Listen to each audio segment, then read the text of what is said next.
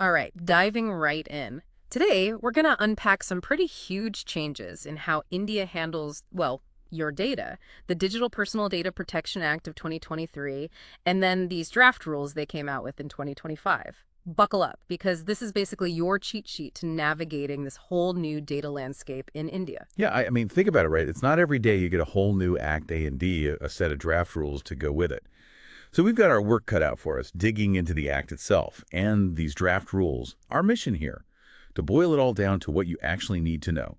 Definitions, the big rules, the nuts and bolts of how it's all supposed to work, and even a look at what the data protection officer's role is going to be in all of this. Okay, so let's get started. I think it's really interesting how the Act defines loss, and it might not be what you expect at first. Right, right. They're not just talking about losing money. Exactly. So expand on that. So, yeah, obviously loss of property is in there, but then they throw in any kind of interruption of services. Doesn't even have to be permanent. And this is where it gets interesting. They include losing the chance to make money or get a financial advantage, as long as you're going about it legally, of course. That loss of opportunity piece is kind of tricky. Can you give me an example? Totally. Let's say you're a freelancer working on one of those online platforms, and boom, there's a data breach or some technical glitch. Suddenly, you can't access your profile for who knows how long. Now, you can't bid on projects, which means you're potentially losing out on income. The Act basically says that's a loss of opportunity. This makes data breaches way more serious. It's not just about immediate financial hits anymore. It's also about your ability to earn, to compete. So that's a big deal then. It's not just a personal thing. It's got economic implications too. Absolutely. And for anyone listening who's ever been affected by a data breach, this kind of broadens the scope of what they can consider as damage. Definitely something to keep in mind. Okay, so there's another definition in the Act. Member in the context of the Data Protection Board of India, DPDPA. Ah, yes. A member, they say, is just anyone appointed to the board, including the chairperson. So basically, everyone on the DPBI is a member with the same roles and responsibilities. Straightforward. Right, straightforward. Okay, now let's get into how the government can use our data. This is probably what everyone wants to know. And the Act does outline what they call legitimate uses by the state. Right. Section 7C of the Act is very specific about this. So the government or any organization they control can process your data for two main reasons. One, if they needed to carry out their duties according to any law in India, and two, if it's about protecting India's sovereignty, integrity, or national security. It's pretty broad, I know, but it covers the kind of things the government needs to do. And there's an example in the Act that really brings this home. It's about a pregnant woman, we'll call her X, who applies for maternity benefits online.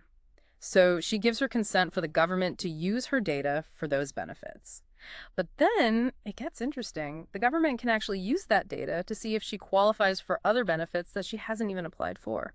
Yeah, it's all about streamlining government services and, making sure people get all the support they're entitled to. It makes sense in a way. Use the data you already have to see if someone qualifies for more help. But there's a catch, and it's a big one. The Act says other prescribed benefits.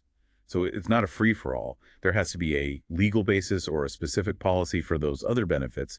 It aims for efficiency, but it's supposed to stay within those defined boundaries. So it's not just, oh, we have your data, let's see what else we can do with it. Exactly. Not at all. There's another example in the Act about loan defaults, which I'm sure a lot of people are interested in as well.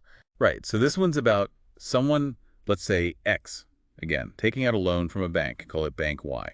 Now, if X doesn't repay the loan, the Act says Bank Y can process X's data to figure out their financial situation, like assets and debts. It's all about trying to recover the money. And they even refer to the Insolvency and Bankruptcy Code of 2016 to define default and financial institution. Why is that cross-referencing so important, do you think? Well, it just makes the law clearer, less room for ambiguity. By using definitions from another legal framework, they avoid creating new interpretations that might cause confusion down the road. It's all about consistency and making sure everyone's on the same page about what counts as a default and who is considered a financial institution under this Act. It makes it easier for you to understand your rights and obligations, too. Okay, so we've talked about how the government can use your data, and banks too. But who's keeping an eye on all of this? The Data Protection Board of India, the DPBI, the Act sets this up, right? Yes. Chapter 5 of the Act very clearly states that the central government will set up the DPBI through a notification. It's going to be the main body responsible for making sure everyone's playing by the rules laid out in the Act. And the DPPI has some pretty serious powers. They can even order the blocking of public access to information. What's that all about? Yeah, that's a big one. Section 18 of the Act says that if the board thinks it's necessary for the public good, they can tell any government agency or any intermediary to block public access to certain information or take steps to have it blocked. Of course, they have to give the organization a chance to explain themselves first, and they have to put their reasons in writing. But still, it's a pretty strong tool. It really makes you think about how much control a regulatory body can have over what information is out there, all in the name of the general public. And intermediary is such a broad term. That could be social media companies, internet providers, you name it. Exactly. And the Act is crystal clear that if an intermediary gets this order from the DPBI, they have to comply. It basically gives the board a way to manage the flow of online information if they think it's for the greater good. So the DPBI is definitely a powerful regulator then. The Act lays the foundation, but the real nitty-gritty of how this all works is in the draft Digital Personal Data Protection Rules of 2025. Let's dive into some of the key parts. Okay, sounds good. So first up, the notice that organizations, data fiduciaries, they call them, have to give us, the people whose data they are collecting, the data principles. What needs to be in that notice, according to the draft rules? Well, Rule 3 is all about that. They have to present it separately from any other info. No hiding it in the fine print. And it has to be in plain language that anyone can understand. But here's the important part. They need to list out, point by point, exactly what personal data they're collecting and the specific purpose for processing it, along with a detailed description of the goods or services that this processing makes possible. No vague terms. Straight up. What data and what they're using it for, specifically in connection with their services. Full transparency then. Okay. What else? And the notice has to tell you how you can exercise your rights under the Act and how to complain to the Data Protection Board.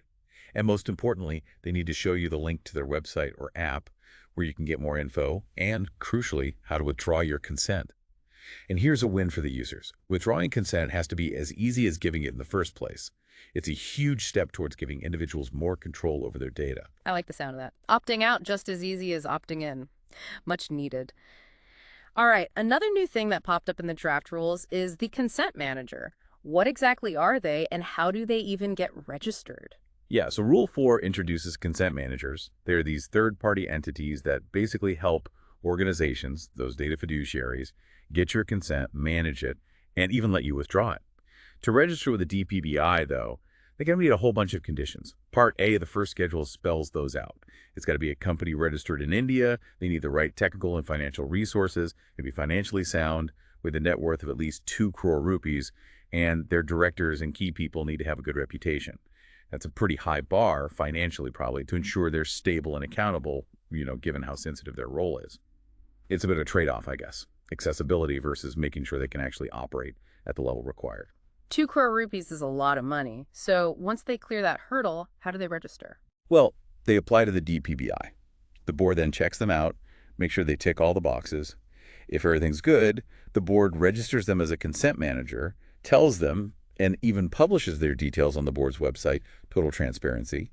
But if they don't meet the criteria, the application gets tossed out with reasons given. Okay, so they're in. What are their responsibilities then? I think Part B of the first schedule covers that. You got it. Part B lays out a pretty long list of obligations. So a consent manager has to provide a platform where you, as the data principal, can give, deny, or take back your consent to those data fiduciaries. You can do this directly or even through another data fiduciary on their platform. Plus, they got to keep track of all those consents given, denied, withdrawn, along with all the notices and even instances where your data got shared with other data fiduciaries. And this is key. If you ask, and it's in their service terms, they have to give you access to this record in a format your computer can easily read.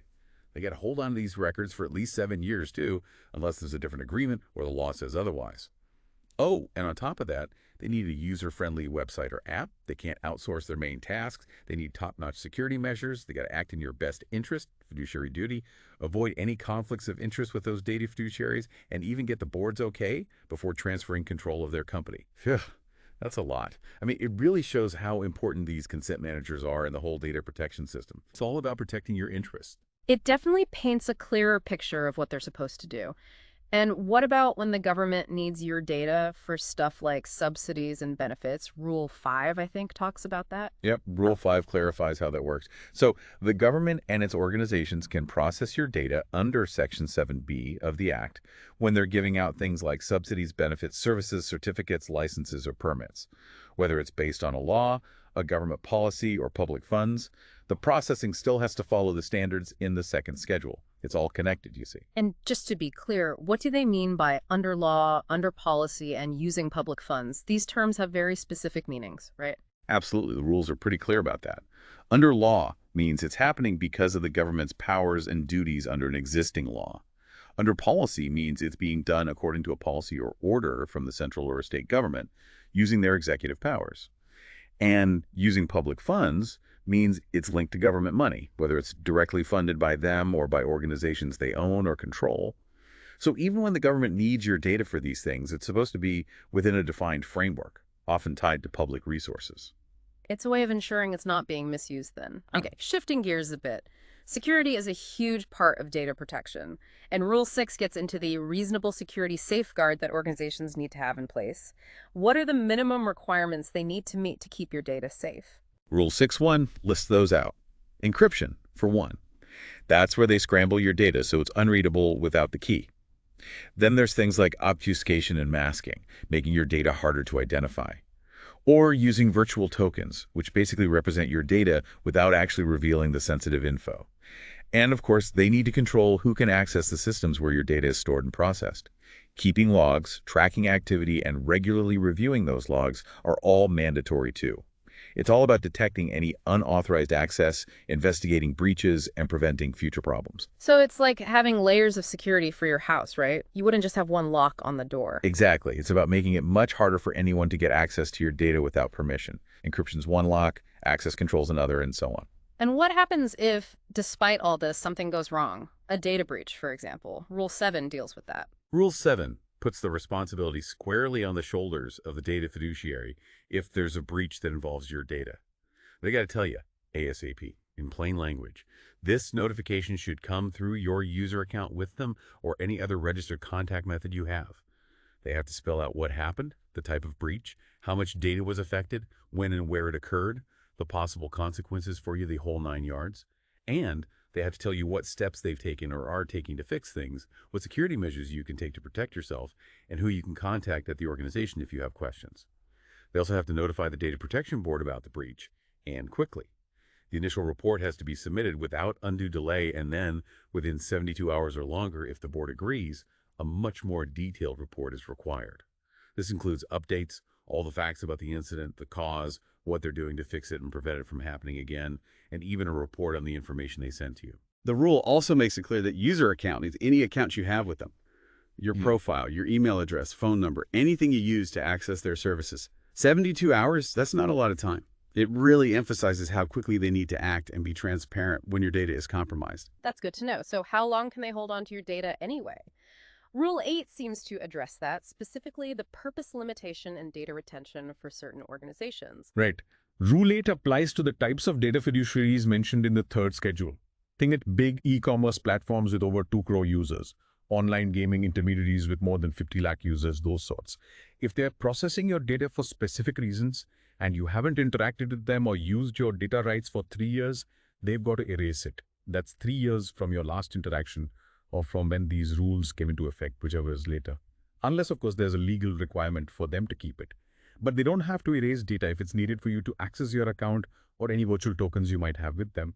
And they need to let you know at least 48 hours before erasing your data, giving you a chance to log in or reach out if you want to keep it. The third schedule also defines what exactly they mean by an e-commerce entity, online gaming intermediary, and social media intermediary, just to keep things clear. It's all about moving away from keeping your data forever when you're not even using the platform. So basically, less unnecessary data hanging around. Good for privacy. Now, if you have questions about your data, who do you contact? Rule 9, I believe, talks about the point of contact for these kinds of inquiries. Yeah, Rule 9 says every data fiduciary has to publish very clearly on their website or in their app the contact info for their data protection officer, if they have one. or another designated person who can answer your questions about how they're handling your personal data. They also have to include this info in any response they send you regarding your data rights.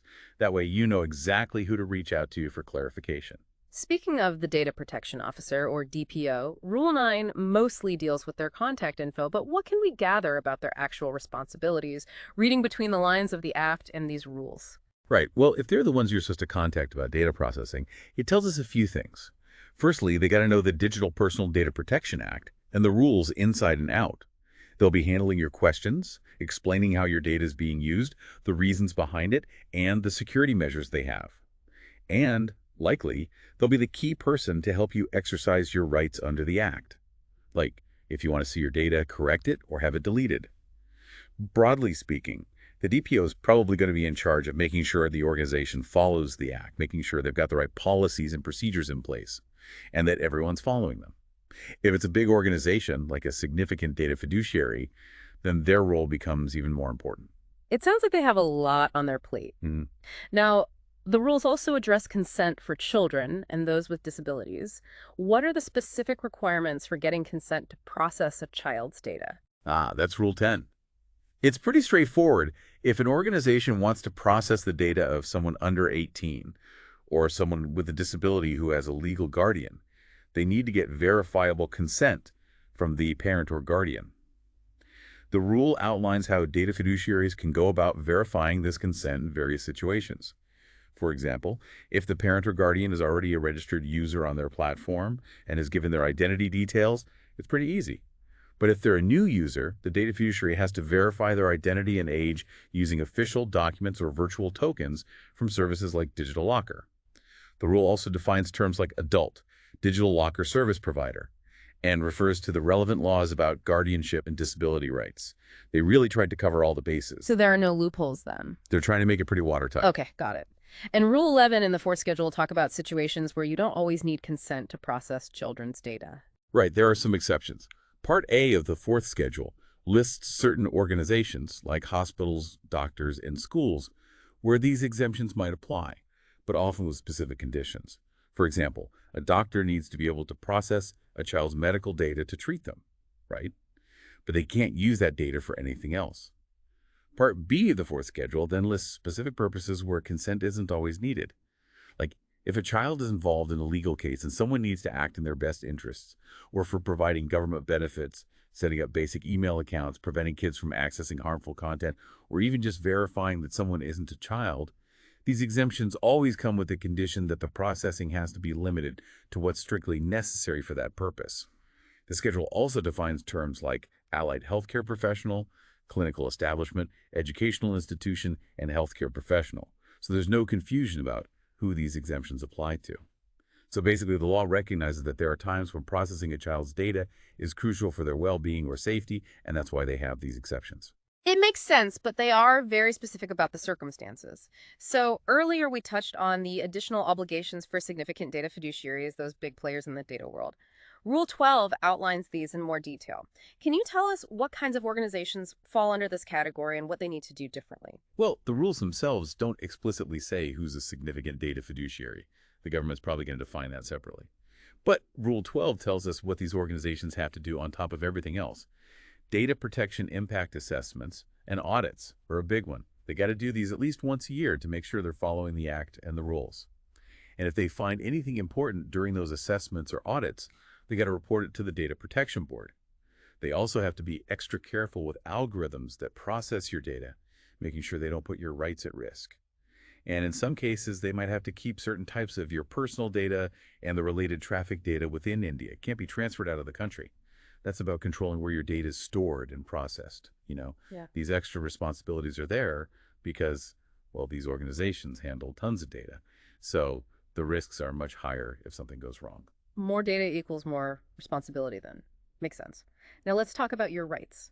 How do you actually go about exercising those rights as a data principal? Rule 13 is all about that, right? Yes.